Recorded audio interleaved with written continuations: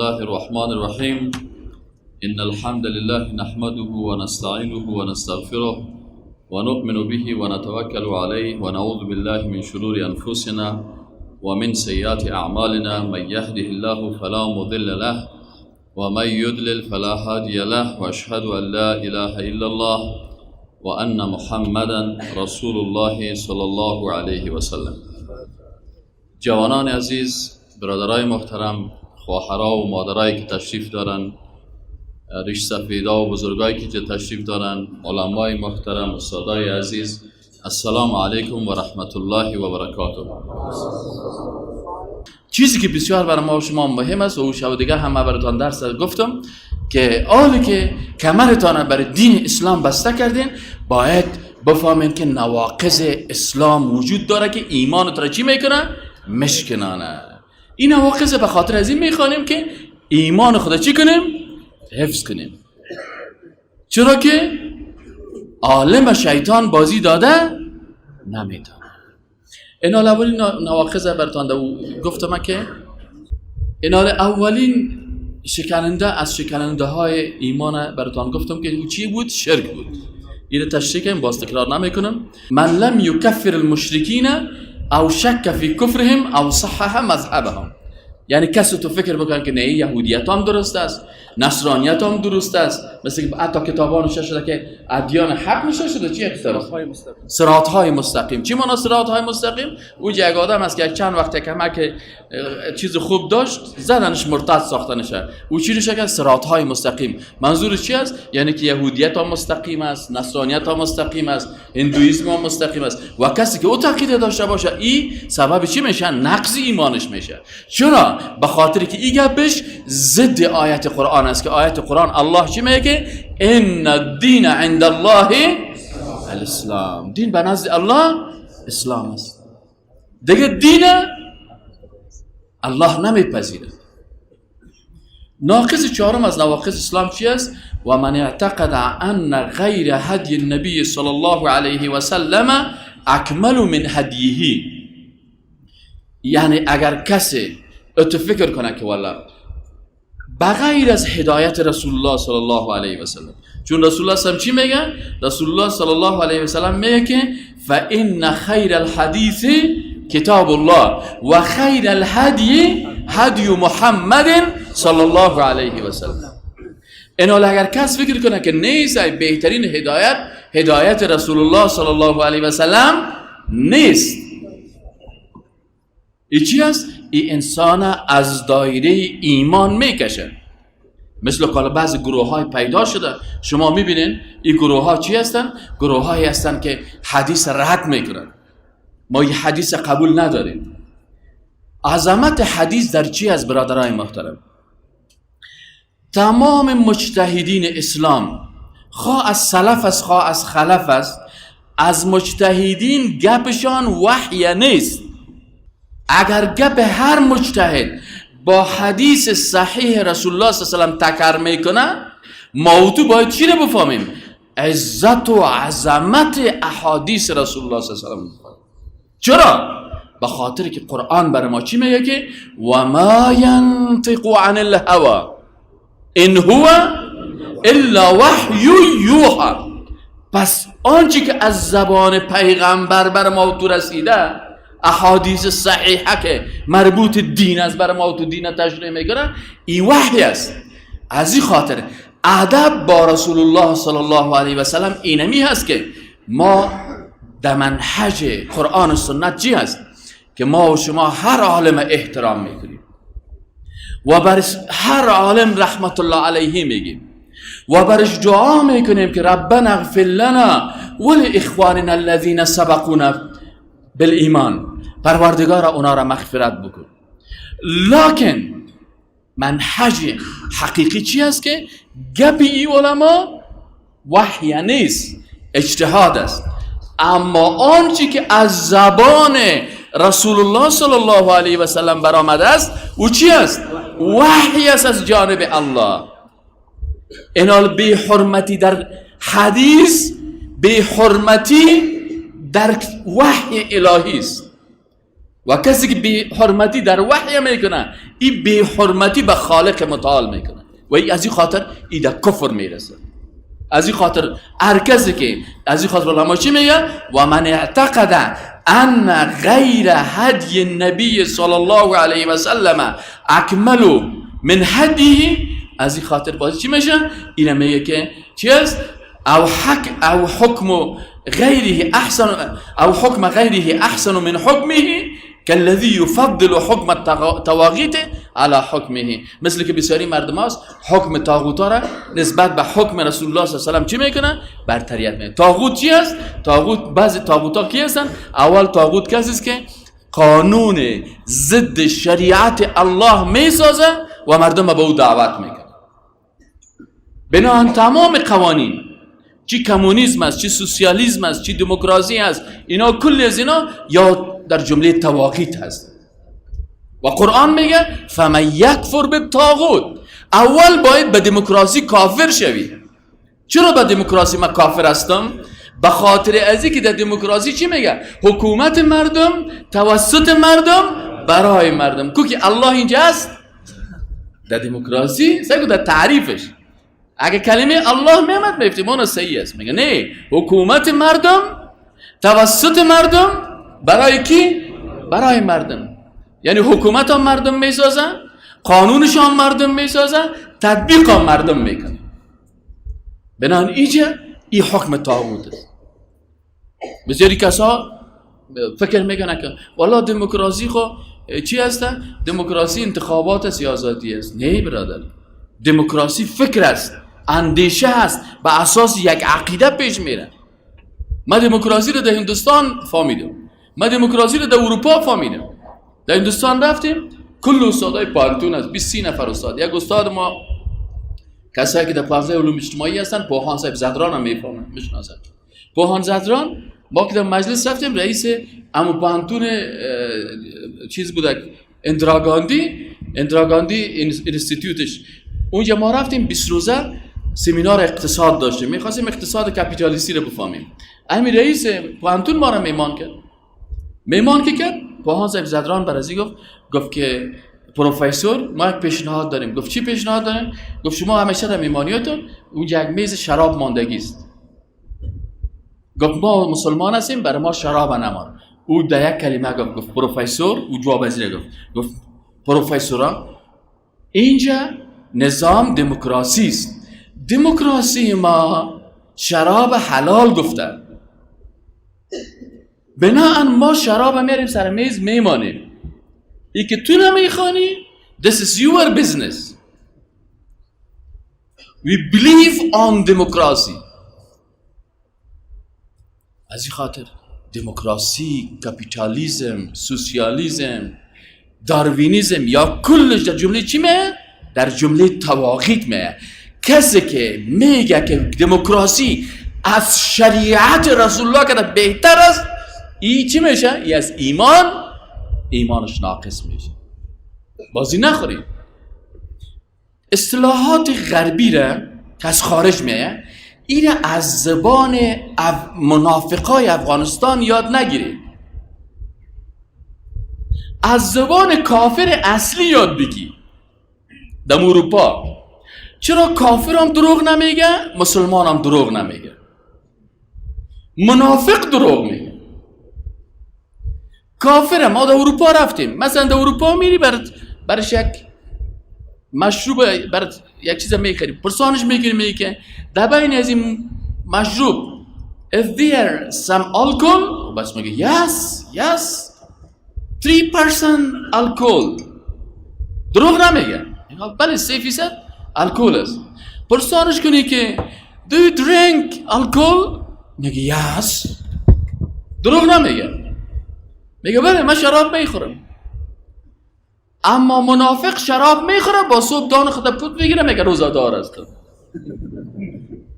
از نیستم تو دمیل لیلی هم معاصرین دیدیم برای ما میگه استاد روزادار هستم. ما که تیر میشیم از این دالیزش سهل میکنیم که روزه خور در اون بین همون صندوق که هست نه، در اونجا همون نانای خشک ماندگی است، خشک. بازی کاکاگا کاملا نسوار خام سرش تف کردن، بازی محصل روزخور میمونه همون نان نسوار تف کردگی رو میخوره. و باز منافق میگه من صاحب روزدار هستم. میگم هی گفتم قوارید به روزدار نمیمونه. متوجه است؟ چرا منافق دروغ میگه؟ کافر هم دروغ نمیگه، مسلمان هم دروغ نمیگه. ما یک از گردن ما رو بزنه، من بگم من میگم ما دموکراسی ده، با دموکراسی ما کافر هستیم. ما دموکراسی طاغوت است، پلورالیسم طاغوت است، کمونیسم طاغوت است، سکولاریسم طاغوت است. چرا کلش قوانینش ضد چی است؟ ضد شریعت الله است. میکشی اهلا و سهلا. میمونی نمی قسم هستی، این نمی قسم هستی. اگر میمونی نمی قسم اینه که ما گزاره میکنی این هستیم. اگر میگی میکشی اهلا و سهلا بگی بکش. باز منتها در روز قیامت و در سر قنطره باز گیرید کردم، باز از زدن کرده دواندن زیاد میگه کلا داده ورده کلا دیابا خیر داده جانی نندش پده تا ورد خود سوارش با بیده عبا ورد جسو بیا با او گوری. باز سوار روز قیامت وقتی که باز سر تو خم می باشن مالک یوم الدین. چرا یوم الدین میگن؟ به خاطر که روزی کی است؟ روز دینداراست. بی دینا کلی چی می باشن؟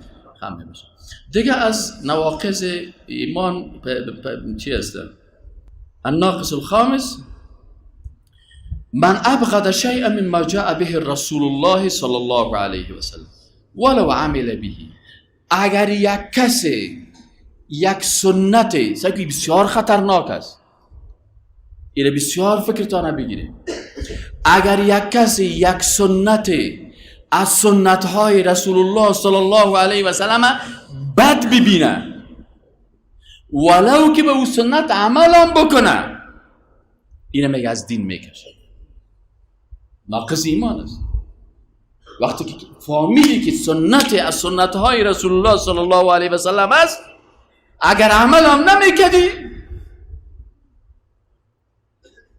بگو سمعنا و اطعنا. مثلا ریش سنت است نه؟ یک نفر میگه والا امیریش مرا هیچ خوشم، اینه میگه پیش چی میشه؟ روی تکه که بم وارو کلکو اما نگو که ریش بدم میه. بگو والا صاحب ملامت هستم، من خوش دارم که چیریم مثل چیری مادر اولادایم وارو باشه. خیر است بگو. یعنی مشابهت با امرای زنان میخوایم داشته باشم، روی زنانهی داشته باشم، اما نگو که بدم میه. چرا اگر باز گفتی بدم میه از این خاطر چی میشه؟ به این خاطر بسیاری مردم هستن بعضی ها میگه حجاب بدم میه، امامه بدم میه، لنگی بدم میه، ریش بدم میه، رفع الیدین بدم میه، آمین بالجهل بدم میه. او برادر کل ازی داخل میشه، یک موضوع عقیده هست. از این خاطر بسیار کاکاکار در روز قیامت ببینی به خاطر بد دیدن بعضی از سنت ها به طرف دوزخ کشف میشه. خطرناک است برادر مسائل اعتقادی. این باب بسیار باب خطرناک، یعنی بابی که من از او بسیار میترسم در عقیده، اینمی باب است. تمام علما خطرناکترین بابا اینمی باب است. نواقض ایمان است. وضوی تا شکستان خیر است، برو دیگه وضو بگی. غسل تا شکستان خیر است، برو دیگه غسل بگی. کلی تا شکستان خیر است، برو اوجه پترش کن، باور کن. اما اگر ایمانت شکست بازی خطرناک است. بازی خاطر میگه من ابغض، خوب دقیق فکر کنید، من ابغض شیئا مما جاء به الرسول صلی الله علیه و سلم. چیزی که ثابت باشه در صحیح البخاری، چیزی که ثابت باشه در صحیح مسلم. علما و شما بسیاری وقتا میگیم والله امت اجماع کرده. اینطور امت خو اجماع کرده، صحیح کنید، در صحیح بخاری در تمام جهان اسلام اجماع کردن که صحیح البخاری صحیح ترین کتاب بعد از قرآن عظیم الشان است. از 14 قرن همین اجماع امت اسلام است. پس وقتی که صحیح ترین میگیم، از این خاطر حتی ما وقتی که در ماستری و در دکترا استادا چیز رو نوشته میکنن، برش میگه چی است؟ میگه دیگه احادیث تخریج کو، صحیح بخاری و صحیح مسلم که آمد یا صحیح هست، زیاد از پیشش سند هم نمیخوره. این حال وقتی که در صحیح بخاری یک موضوع پیدا شد، در صحیح مسلم یک عملی آمد که او رسول الله صلی الله علیه و سلم انجام داده، انجام نمیتی خیر است، اما انکارش چی است؟ بغضش. اینجا چی میگه؟ من ابغضه، کسی که بد ببینه. و حال بسیار مردم است که بسیاری سنت های رسول الله صلی الله علیه و سلم بدشان میه و خوب خود با تقوا میگیره و میگه که شهر رمضان الذي انزل فيه القرآن یا کتب علیکم الصیام کما کتب علی الذین من قبلکم لعلکم تتقون. تقوا اینجاست که ایمانت حفظ کن. این خود نیست که مثلا در یک جای بیری که والا صاحب این شب ختم چی گفت است؟ شب ختم این تکی تترس بر مولوی صاحب، این تکی تترون صاحب بر قاری صاحب، این تکگک بر استاد دایی. و روز ما هم یک جای رفته بودن برای ما میدارن تکه دادن، گفتن اینی صاحب از پشتم میدوان. آخر ما دورا خود سیاست کردم نگرفتم، باز بیرون که کسا بود گفت بیا دیگه با خدا تو نگان ستیزه مکن دیگه. حالا چی هست؟ گفتم بیا این حال صاحب چی گفت است؟ اونچی کل گپ سر چی است؟ ختم در چی تیر میشه؟ در نقل. الا بر فلانی نقل نرسید، الا بر فلانی چیز نرسید. اما تو کس نیست که بخیز عالم دین و برای مردم تشریح کنه که نواقص اسلام یعنی 10 تاست. اتیاد کنین جوانای عزیز، اتیاد کنین ریش سفیدای محترم، اتیاد کنین مادرای محترم. توی ایمان داری باور بکن اگه مردم فامانده شوه نمیکنه این کار، نمیفهمه. اکثرا به حساب چی است؟ به حساب جهل. بسیار مردم به حساب جهل خود در دوزخ میره و جهالت خود با سند شده نمیتونه. گالا صاحب من نمیفهمیدم. چرا نمیفهمیدی؟ میامدی پیش کاکا استاد دایید که میفهمانده. این جوانا میایه، این ریش سفیدا میایه، از این ریش سفیدا کردن اون پدر استاد راسخ از این که تو لوکس هستی که ریش سفیدا قرار اونجا شیشه، از اون ریش سفید دیگه که کمرش هم درد میکنه سر چوکی شیشه، از اون ریش سفیدا که اونجا هستن، از یا که از این جوانایی که امیال برشان تلویزیون هم دارن، فیسبوک هم دارن، موبایل هم دارن، سایت های فری هم بلد هستن، کلشان از یا که تو لوکس هستی یا کل چیز ترک کردن آمدن به خاطر دین الله فهمیدن و تو خشره قرار گنده خواسیده شب قدر. اما ملائکه هم که به میگه لعنت خدا سر تو. حالا تو خوانید قرآن نه؟ انا انزلناه فی لیلة القدر و ما ادراک ما لیلة القدر، لیلة القدر خیر من الف شهر تنزل الملائکه. امشب اینجا ملائکه آمدن در این مجلس ما و شما کی شاهد است؟ ملائکه تنزل الملائکه و الروح، خود جبریل امین میآید و سند جمع میکنه و میخیزه میگه یا الله در مسجد از مساجد الله، در مملکتی که این مملکت 60 قسم معامله شده، کافرها هستن، پایگاه کفار است، دشمنای الله است، با وجود از این هم یک تعداد بنده های دستن که میگن مرگ به امریکا، مرگ به اسرائیل، مرگ به ناتو، با اینکه ملائکه شهادت بده میگه که ما راضی نیستیم از این پیمان ها، ما با محبت این کفار راضی نیستیم و الله انتقام بگیره از کسایی که به نام ما وطن ما را معامله میکنه. تنزل الملائکه و الروح فیها باذن ربهم، بدل خود نمیان، به امر الله میان. و امروز این مجلس ما و تو ملائکه حضور دارن. اگر حدیث رسول الله را قبول داریم خب گفته که در شبهای طاق است و بر ما و تو معلوم نیست، میشه این من لحظه ملائکه باشن و از آسمان آمدن و خود جبریل امین آمدن و کلشان سند پیش میکنه که یا پروردگارا، این تو مردمایی هستن که در خانه تو آمدن و میگن پروردگارا ما درست است که گناهگار هستیم، ما درست است که اشتباه کردیم، ما درست است که غلطی کردیم، لکن به خانه تو آمدیم، از تو مغفرت میخوایم. برای تو دست دعا بلند میکنیم، برای تو سجده میکنیم. الناقص السادس، شکننده ششم من نواقض اسلام چی است؟ من استهزأ بشیء من دین الرسول صلی الله علیه و سلم او ثوابه او عقابه کفر. دیگه چیزی که ایمان انسان هم مشکنانه برادرای محترم، جوانهای عزیز، بسیار مهم است. و امروز شما ما بر مثالایش دارم، روزانه به صدها جوان مرتد میشن به اینمی نقطه. چی هست؟ من استهزأ بشیء من دین الله، کسی که به یک چیز از دین الله استهزا بکنه، رشخندی بکنه. یک روز برای خودم یک جوان چی روان کرد؟ نشته کرد که استاد بعد از این 2 دقیقه بعد برات یک حدیث روان میکنه. من منتظر بودم که حدیث روان میکنه، دیدم بعد از یک فکایی روان کرد.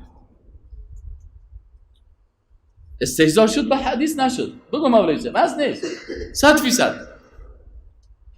برش گفتم برادر عزیز، تو خود کافر ساختی، سر قرآن رشخندی نکن، سر حدیث رشخندی نکن، سر ریش رشخندی نکن، سر عالم اسلام رشخندی نکن. کسایی که کتاب مولانا نصرالدین هر کتاب فروشی که چاپ میکنن کافر میشه. تو بکش کتابش، ما اون سال تحقیق داشتم درباره می هزل را میگه. هزل میگه.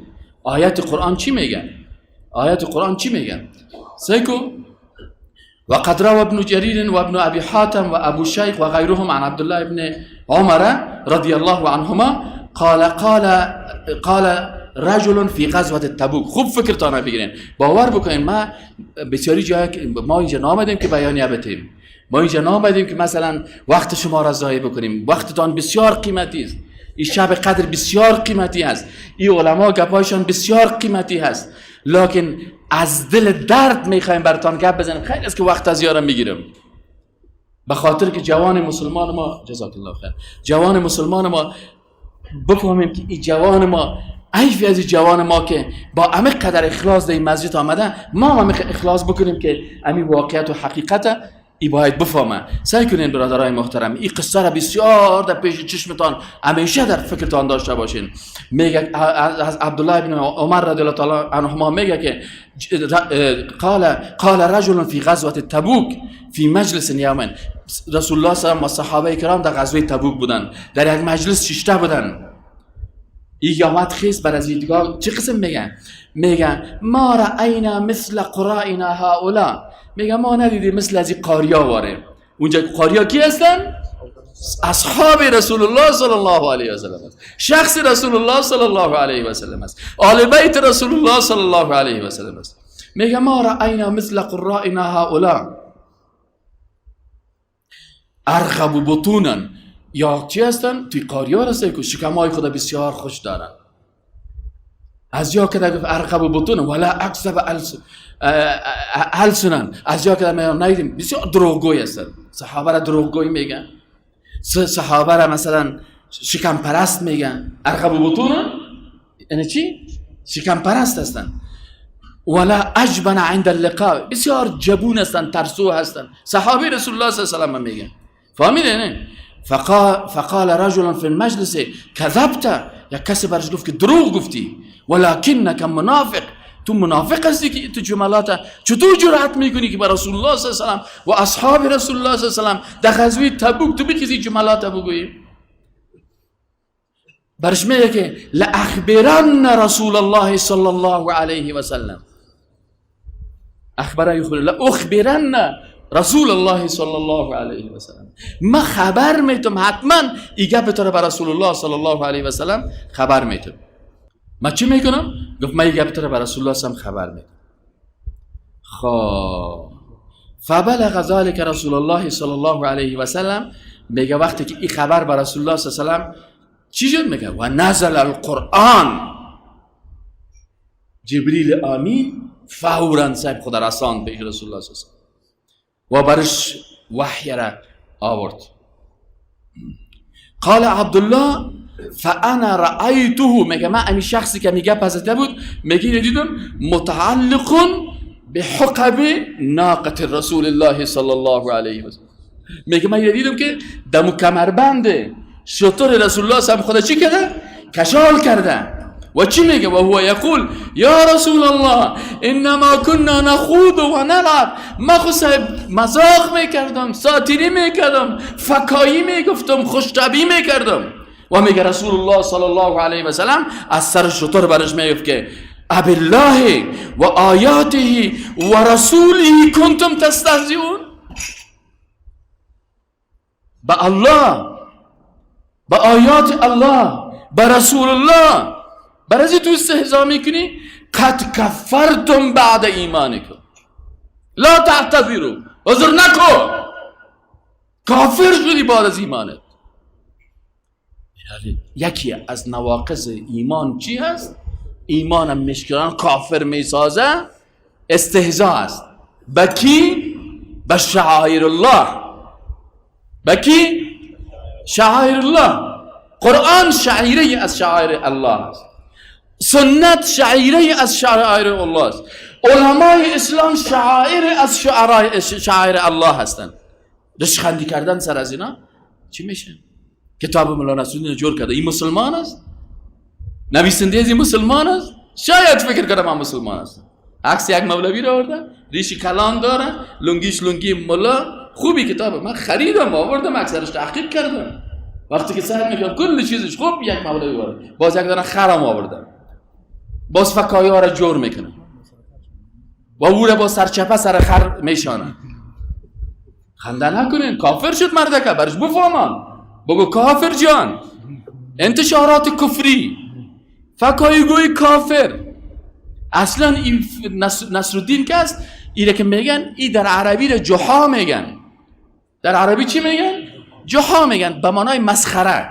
در ترکیه ایره خوجه نصرالدین میگن. انگلیس ها که در افغانستان آمدن گفت یا علمای خود بگید سر علمایشان رش خند بزنید. خوجه نصرالدین، جحا نصرالدین، به چی تبدیل کردن؟ امور انجینیر میگفتی، دکتر نصرالدین میگفتی، خیر از کافر نمیشدی. من منظورم نیستی چی است. تبلهی نصرالدین میگفتی، هنرمند نصرالدین میگفتی، بابای موسیقی نصرالدین میگفتی. لکن تو آمدی ملا خود در افغانستان کلمه چی است؟ برای کی گفته میشه؟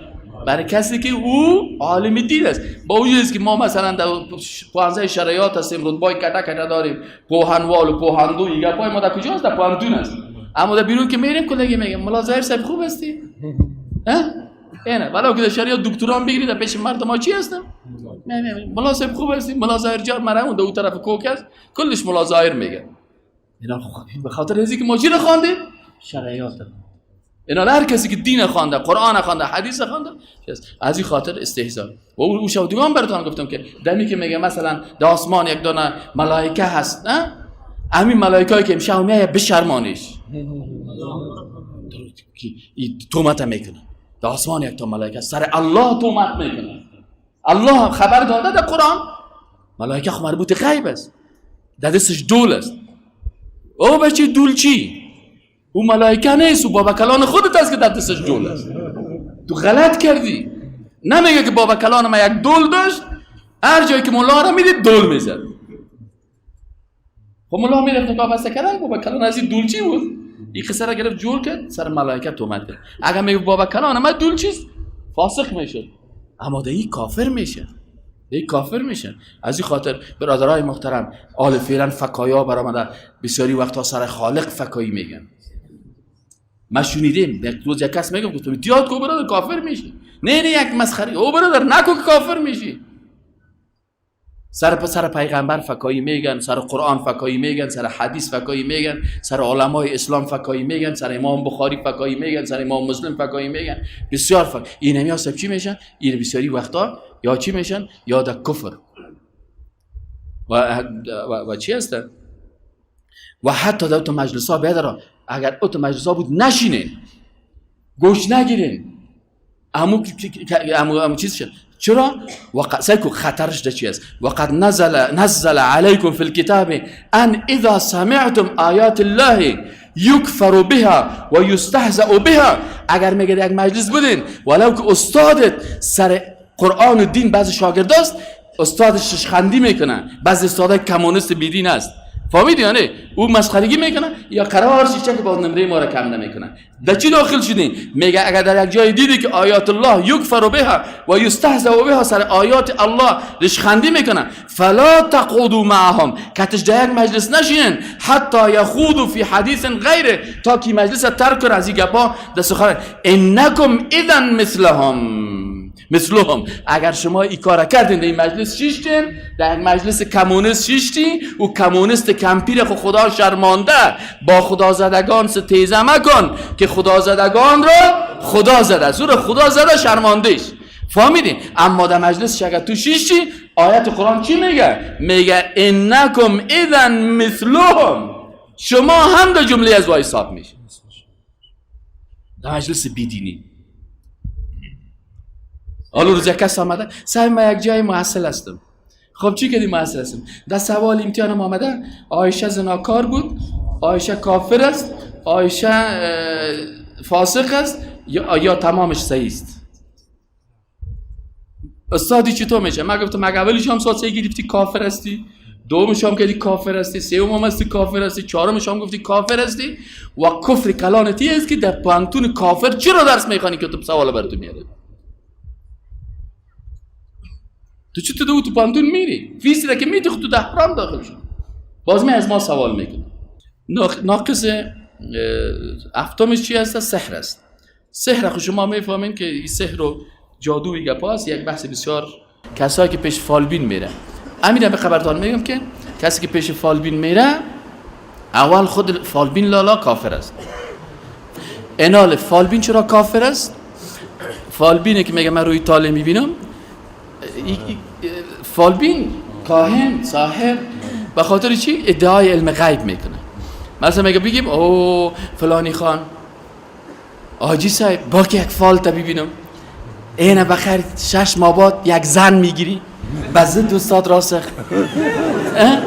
تو دیگه خوشحال اینه منتها یک گپ است که ستاره تو اویست از او آتشی است.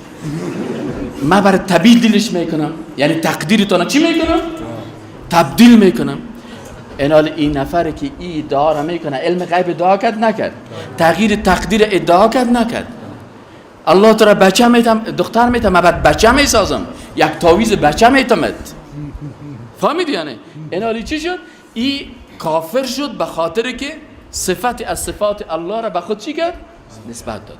و وقتی که این نفر بهش گفت آفرین بگی اینی 500 را حالا دیگه چی میگه؟ حالا دیگه سال میگه بگید مسجد مصرف کنه. خب میدونه بگی اینی 500 را، من مثال میگم به حساب جادوگر. این چی کرد؟ این میگه اقرار به چی شد؟ اقرار به زبان کرد نه خوب گفتی جادوگر سه.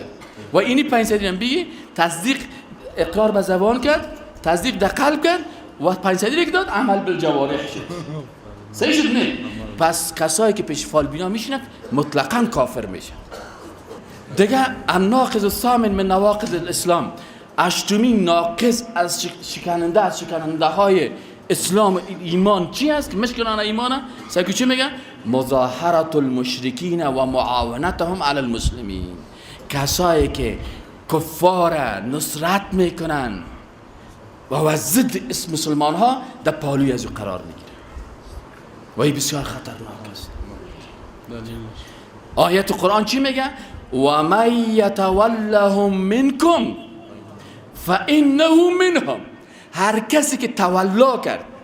در عقیده چی رو بخوانین؟ عقیده تولا و تبرا را حتما بخوانین اگه میخواین که عقیدهتون چی شوه؟ حفظ شوه. این عقیده تولا و تبرا را از بسیاری کتابا و از بسیاری چیزا چی کردن؟ کشیدن که مردم نفهمن. یا آیت قرآن چی میگه؟ که هر کسی که دوستی میکنه و محبت میکنه به امرای کفار، اونا را پشتیبانی میکنه و از اونا دفاع میکنه، قرآن چی میگه؟ فانه منهم. این از جمله کی است؟ از جمله هم کفار است. ان الله لا یهدی القوم الظالمین، الله قوم ظالم هدایت. از این خاطر میگه این یک ناقص از نواقض ایمان است. در سر از این مسئله بسیار مردم از ایمان خارج شدن، نمیفهمن. بسیار مردم است. بسیار مردم است. چرا؟ الله چی میگه؟ یا ایها الذین آمنوا، ای مؤمنان، لا تتخذوا اليهود والنصارى اولیاء، یهود و نصارا را دوستان نگیرین. بعضهم اولیاء بعض، خود یهود و نصارا بعضی از اونها دوستای بعضی دیگه هستن. و من یتولهم منکم فانه منهم. سعی کنین قرآن چقدر صریح است، قرآن چقدر واضح است و چقدر آسان است. گفته یهود و نصارا را دوست نگی و کسی که یار دوستی میکنه، الله میگه که من نمیگم، الله میگه و من یتولهم منکم فانه، پس اینمی شخصی که امراض دوستی کرده او از جمله از اونها هست به نزد الله. از صف مسلمان ها چی شد؟ خارج. ان الله لا یهدی القوم الظالمین. در آیت دیگه چی میگم؟ لا یتخذ المؤمنون الكافرین اولیاء، مؤمنا کافرها را دوست خود نگیرن من دون المؤمنین. و من یفعل ذلك، اگر کسی کافر دوست خود گرفت حکمش چی است؟ قرآن میگه. کل ما به قرآن ایمان داریم، لکن این آیت پت میکنن. چی میگن؟ و من یفعل ذلك فلیس من الله فی شیء. خلاص شد، از جانب الله در هیچ چیز نیست، نه در اسلام است، نه در ایمان است، نه در امت رسول الله صلی الله علیه و آله است. کل ارتباطش با خالق متعال شفت دلیت.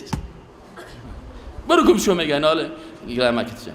او دیگه باز میخیزه صاحب الا فلانی خان 7 دفعه حج رفته، فلان دفعه 50 دفعه حج بیری، هیچ حج نرو، هیچ حج نرو که تو کفار دوستی نکن. آیات قرآن چی میگه؟ سعی کن میگه یا ایها الذین آمنوا لا تتخذوا آباءکم و اخوانکم اولیاء ان استحبوا الكفر علی الایمان.